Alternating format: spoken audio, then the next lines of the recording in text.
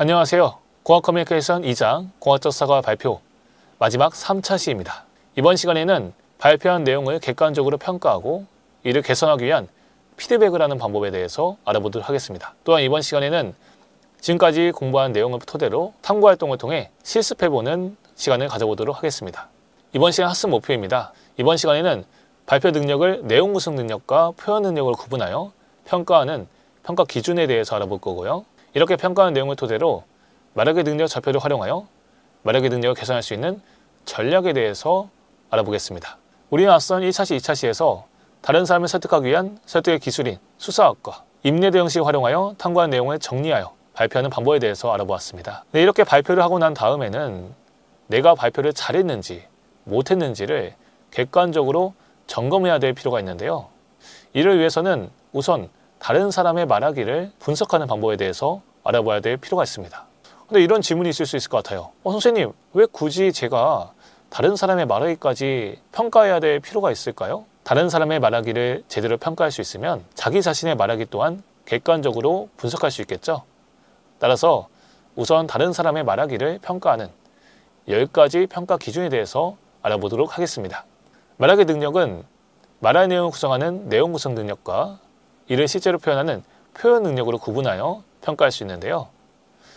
내용 구성 능력을 평가하는 5개의 평가 기준과 표현 능력을 평가하는 5개의 평가 기준, 총 10개의 기준으로 말하기 능력을 평가할 수 있습니다. 말하는 내용 구성하는 내용 구성 능력을 평가하는 기준에 대해서 알아보도록 하겠습니다. 내용 구성 능력은 인상적인 도입 능력, 이해 가능하게 해설하는 능력, 핵심을 강조하여 설명하는 능력, 음진력 있게 내용을 구성하는 능력, 효과적으로 마무리하는 능력으로 구분할 수 있는데요. 먼저 인상적인 도입 능력에 대해서 알아보도록 하겠습니다. 인상적인 도입 능력은 청중의 흥미를 유발하면서 창의적으로 말하기 시작하는 능력인데요. 청중의 흥미를 유발하기 위해서는 청중에게 질문을 던지면서 도입을 시작하거나 재미있는 사례로 도입을 시작하는 방법 등이 있습니다. 인상적인 도입 능력에서는 유의해야 할 점이 있는데요. 인상적으로 시작하되 주제와 관련이 없는 엉뚱한 이야기를 시작하지 않도록 유의해야 합니다. 또한 도입의 내용은 자자고고 암기하는 것이 좋은데요. 이는 우리가 발표를 시작할 때 발표 초반에 긴장감이 집중되기 때문입니다. 따라서 도입의 내용을 완벽하게 암기한 상태에서 청중의 시선을 바라보면서 발표를 시작해야지 발표 초반에 있는 말하기 불안에서 벗어날 수 있습니다. 다음으로 이해 가능한 해설 능력에 대해서 알아보도록 하겠습니다.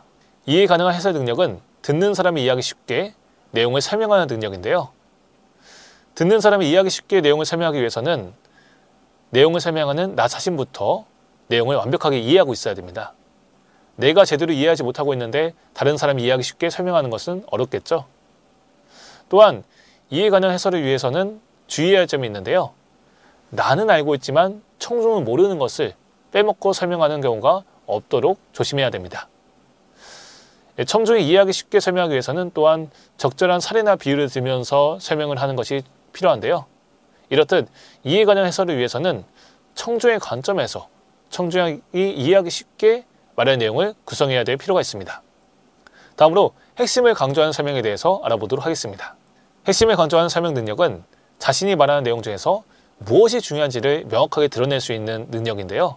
만약 말하는 내용 중 무엇이 핵심인지를 미리 준비하지 않았다면 중요하지 않은 일부 사례를 너무 길게 설명하거나 꼭 설명해야 되는 중요한 사례를 빠뜨리는 실수를 할 수 있습니다. 이는 좌측에 보이는 옷장으로 비유할 수 있는데요. 좌측 사진과 같이 옷장을 제대로 정리하지 않으면 찾고자 하는 옷을 제대로 찾는데 한 세월이 걸리겠죠. 하지만 우측에 보이는 옷장과 같이 옷을 차곡차곡 정리해 놓으면 내가 찾고자 하는 옷을 쉽게 찾을 수 있습니다. 따라서 우측에 있는 옷장처럼 말할 내용의 핵심을 명확하게 정리한 상태에서 발표할 수 있도록 해야 합니다. 다음으로 음진력 있는 내용 구성 능력에 대해서 알아보도록 하겠습니다. 음진력 있는 내용 구성 능력은 말의 내용을 짜임새 있게 구성하는 능력인데요. 여기서 음진력은 끌어당기는 힘으로 조직에 속한 구성원들을 통합하는 힘도 음진력으로 표현합니다. 음진력 있게 내용을 구성하기 위해서는 말할 내용이 잘 뭉쳐져 있어야 되는데요. 음지성은 뭉쳐있는 성질로 이는 막대사탕과 솜사탕, 에스프레소와 아메리카노를 이해하면 이해하기 쉽습니다. 막대사탕과 솜사탕은 둘 다 설탕 성분이지만 막대사탕은 뭉쳐있고 솜사탕은 퍼져 있습니다. 따라서 막대사탕이 솜사탕보다 음지성이 더 큽니다.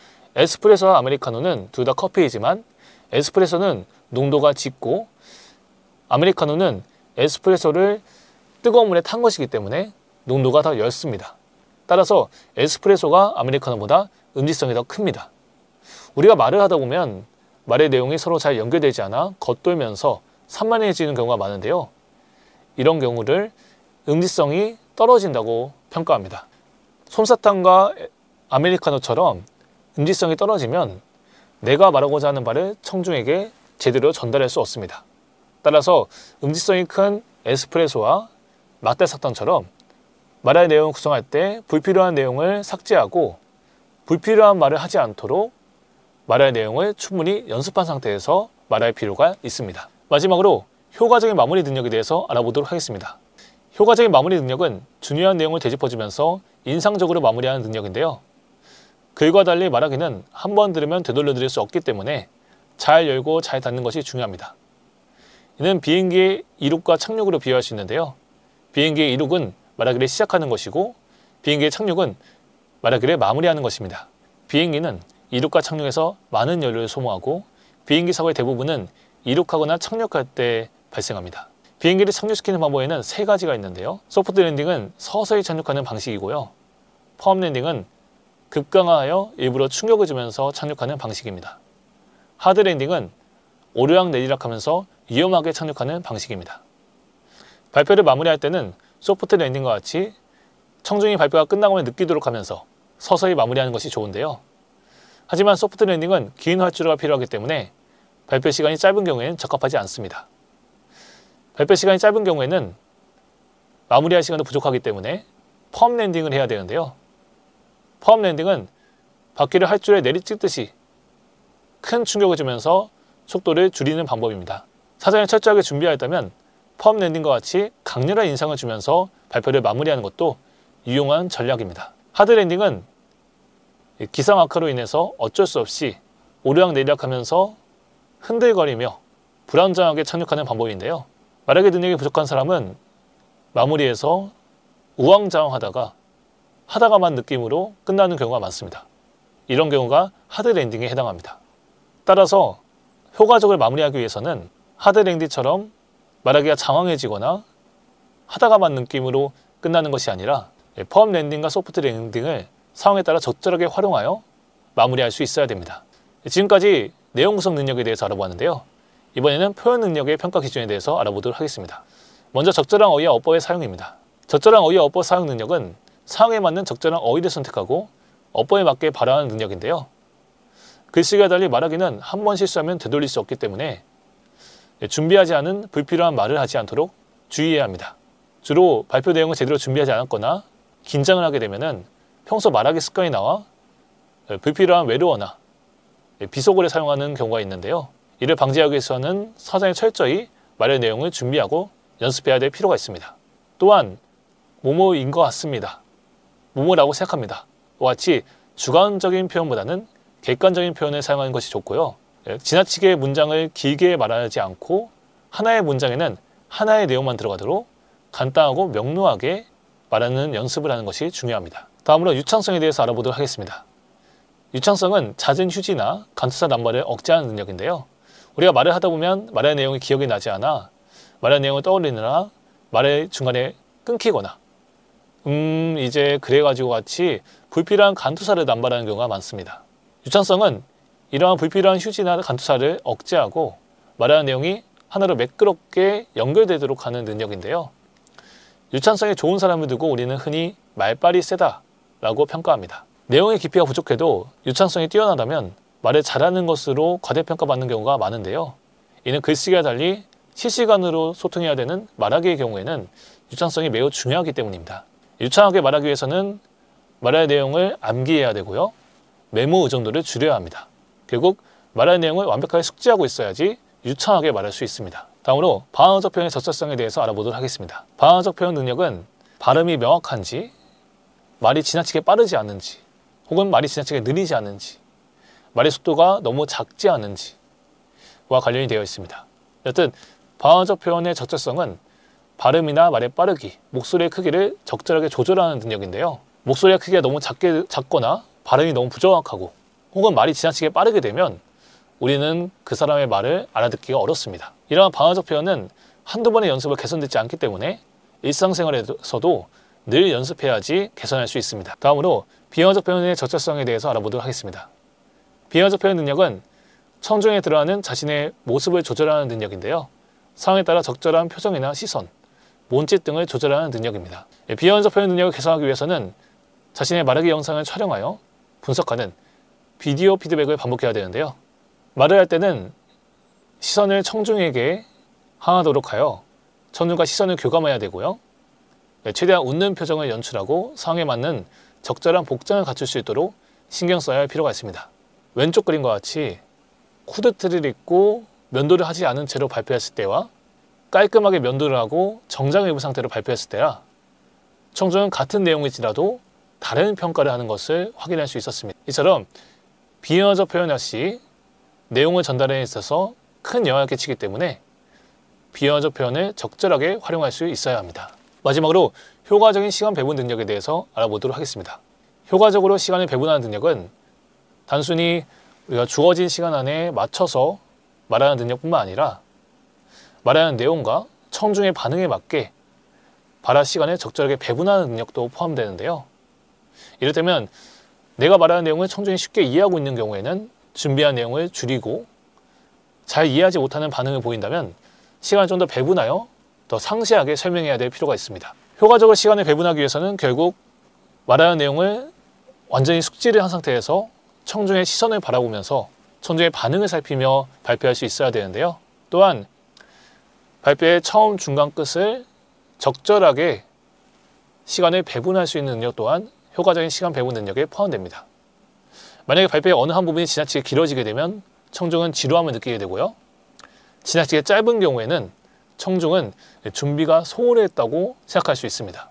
이렇게 10가지 평가 기준에 대해서 알아보았는데요. 10가지 평가 기준은 저조, 미흡, 보통, 우수, 탁월의 5가지 5점 척도로 이렇게 표에 체크를 하면서 다른 사람의 말하기나 자신의 말하기를 평가할 수 있습니다.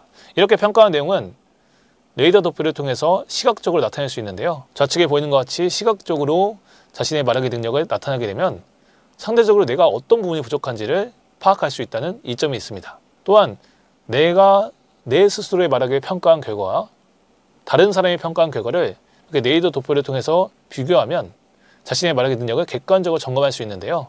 내가 평가한 것보다 다른 사람이 평가한 것이 더 높다면 문제가 되지 않지만 반대로 내가 평가한 것보다 다른 사람이 평가한 것이 더 낮다면 나 자신이 내 스스로의 말하기 능력을 과대 평가하고 있다는 것이기 때문에 보완해야 할 필요가 있습니다.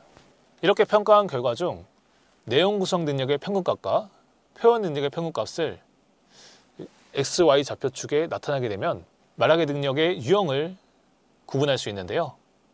이것이 바로 말하기 능력 지각 지도입니다. 나의 말하기 능력을 말하기 능력 지각 지도 위에 표시하게 되면 그 위치에 따라서 내가 어떤 말하기 능력의 유형에 해당하는지 알 수 있습니다. 이렇게 말하기 능력을 표현 능력과 내용 구성 능력으로 구분한 후 5천 척도로 구성된 말하기 능력 좌표 지도로 나타내면 말하기 유형을 4가지로 구분할 수 있는데요. 우리가 앞서 측정한 내용 구성 능력의 5가지 영역을 평균점에 대어 이를 Y좌표에 그 값을 Y좌표에 넣고 표현 능력의 5가지 영역을 측정한 점수의 표현값을 Y축에 두면은 내가 어떤 말하기 유형에 해당하는지를 알 수 있습니다. 말하기 유형은 좌표축에서 1사분면, 2사분면, 3사분면, 4사분면으로 나눌 수 있는데요. 각각의 사분면들의 특징에 대해서 알아보도록 하겠습니다. 1사분면은 내용 구성 능력과 표현 능력이 모두 3점 이상으로 우수한 경우인데요. 1사분면 중에서도 우측 상단 영역에 있는 저 빨간색 영역은 아나운서나 방송 기자들과 같이 스피치 능력이 매우 뛰어난 사람들, 즉 베스트 스피커의 영역입니다. 자신의 말하기 능력이 1사분면에 해당한다면 1사분면 중에서도 우측 상단이 베스트 스피커의 영역으로 나아갈 수 있도록 부족한 능력을 보완해야 합니다. 다음 2, 4부면은 내용 구성 능력은 3점 미만으로 부족하지만 표현 능력은 3점 이상으로 우수한 경우인데요. 말은 유창하게 잘하지만 내용의 깊이가 떨어지는 경우가 이에 해당합니다. 자신의 말하기 능력이 2, 4부면에 해당한다면 내용 구성 능력을 보완하여 1, 4부면으로 이동할 수 있어야 됩니다. 이를 위해서는 스피치 개요서를 작성하거나 말할 내용을 구성하는 단계에 집중하여 훈련해야 될 필요가 있습니다. 3, 4부면은 내용 구성 능력과 표현 능력이 모두 3점 미만으로 부족한 경우인데요. 말하기 능력이 떨어지고 말하기 불안에 빠져있는 경우가 많습니다. 3, 4부면에 해당한다면 우선 2, 4부면과 4, 4부면 중 좀 더 가까운 쪽으로 훈련을 하여 이동한 다음 2, 4부면이나 4, 4부면 이동하였다면 1, 4부면을 이동할 수 있도록 훈련해야 합니다. 마지막 4, 4부면은 내용 구성 능력은 3점 이상으로 우수하지만 표현 능력은 3점 미만으로 부족한 경우에 해당하는데요. 주로 글쓰기 능력은 뛰어나지만 이를 말로 전달하는 데는 미숙한 경우가 이에 해당합니다. 이공계 학생들에서 이러한 경우가 많은데요. 자신의 말하기 유형이 4, 4부면에 해당한다면 표현 능력에 집중적으로 훈련하여 1, 4부면으로 이동해야 합니다. 지금까지 우리는 다른 사람을 설득하는 설득의 기술인 수사학과 인내 대응식을 통해 탐구한 탐구의 절차 결과를 발표하는 전략에 대해서 알아보았습니다. 또한 다른 사람의 말하기를 평가하고 자신의 말을 객관적으로 분석할 수 있는 말하기 평가 방법에 대해서도 알아보았습니다. 지금부터는 이번 시간에 공부한 내용들을 토대로 탐구 활동을 진행해 보도록 하겠습니다. 먼저 첫 번째 활동입니다. 교재 72페이지에는 안전한 교란의 조건에 대한 글이 있는데요. 그 글을 참고하여 안전한 교란의 조건이 무엇인지, 그리고 나는 안전한 교란으로 어떻게 설계할 것인지에 대해서 상세하게 탐구한 후 이를 3분 이내로 발표할 수 있는 발표 대본을 작성하고 낭독해보는 활동을 진행해 보도록 하겠습니다. 근데 이 단계 어디서 많이 익숙하지 않나요? 우리가 저번 차시에서 공부했던 누이변 수준에서의 스피치 방법에 해당합니다. 대본을 작성할 때는 되도록 문어체보다는 실제로 발표에서 사용할 수 있는 문어체로 작성하는 것이 좋고요. 대본을 낭독할 때에도 너무 지나치게 글만 읽으면서 낭독하지 말고 점점 발표 내용에 익숙해지다 보면 청중을 바라보면서 발표할 수 있도록 연습해야 될 필요가 있습니다. 이렇게 발표 내용에 익숙해졌으면 앞서 만든 대본을 휴대용 큐카드 수준으로 줄여서 다른 학생들에게 발표하는 활동을 진행해 보도록 하겠습니다. 이거는 저번 시간에 배웠던 능변 수준의 말하기 방법인데요. 큐카드를 작성할 때는 커닝페이퍼 작성하듯이 너무 세세하게 발표 내용을 적는 것이 아니라 내가 발표할 내용할 가장 중요한 핵심 내용과 발표의 순서, 말의 순서 위주로 개요서 수준으로만 간략하게 줄여서 작성해야 합니다. 이렇게 큐카드 수준으로 줄여 사람들에게 발표할 때는 청중의 시선이나 이번 시간에 배운 비언어적 표현, 방어적 표현들의 다양한 표현 방법들을 고민하면서 발표하는 것이 좋습니다. 이렇게 큐카드를 통해 발표를 해봤으면 이번에는 큐카드 없이 내용을 모두 외워 친구들 앞에서 발표하는 활동을 해볼 건데요. 이는 저번 시간에 배웠던 달변 수준의 말하기 방법에 해당하죠. 이때는 교재에 있는 73페이지에 그림을 활용하거나 아니면 직접 내가 생각하는 교량의 조건을 그림으로 그려서 그림을 보여주면서 발표할 수 있습니다. 발표한 후에는 이번 시간에 배운 내용 구성 능력의 5가지 평가 기준, 그리고 표현 능력의 5가지 평가 기준, 10개의 평가 기준으로 내가 발표한 내용을 평가해보는 활동을 진행해 보도록 하겠습니다. 이렇게 자신의 말하기 능력을 평가했으면 이를 레이더 도표로 시각적으로 표시한 후 상대적으로 내가 어떤 능력이 부족한지를 확인하고 그 원인을 분석하여 분석한 글을 써보는 활동을 해보도록 하겠습니다. 그러고 나서는 평가한 결과 중 내용 구성 능력의 평가값과 표현 능력의 평가값을 말하기 능력 좌표에 표시하고 이번 시간에 배운 4가지 말하기 유형 중 나는 어떤 말하기 유형에 해당하는지에 대해서 알아보도록 하겠습니다. 내가 속한 말하기 유형을 알았다면 그 말하기 유형의 특징을 분석하고 나는 지금 몇 사부면에 있고 몇 사부면으로 이동해야 되는지, 그리고 그렇게 말하기를 개선하기 위한 구체적인 개선 방안이 무엇이 있는지에 대해서 자신의 말하기를 분석하는 분석 보고서를 쓰는 활동을 해보도록 하겠습니다.